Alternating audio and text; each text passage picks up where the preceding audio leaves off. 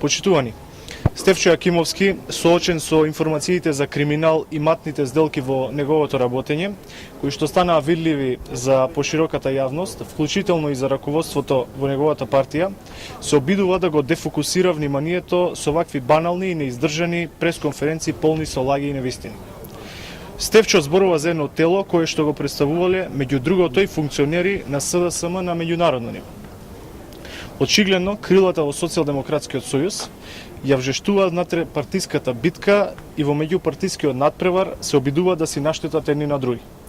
Стефчо е должен да даде одговор за информациите кои што и беа дадени на јавноста за бизнисите вредни 1 милион евра кои неговата општина ги склучила со фирмата на шурата на неговиот поранешен шеф на кабинет и сега вработен во општина Карпош, исто како и за трошењето на општински народни пари за караоке забави, за предвидувањето да се префалат пари за фирмата на ќерката на советникот од СДСМ и за мега хонорарите кои што се предвидени за еднодневните обуки.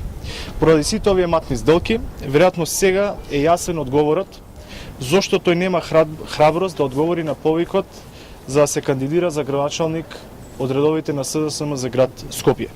Со овие матни сделки, покрај тоа што самиот не верува во себе си, јасно е дека и неговата партија дефинитивно не верува во него и го става под тепих. Ви благодарам.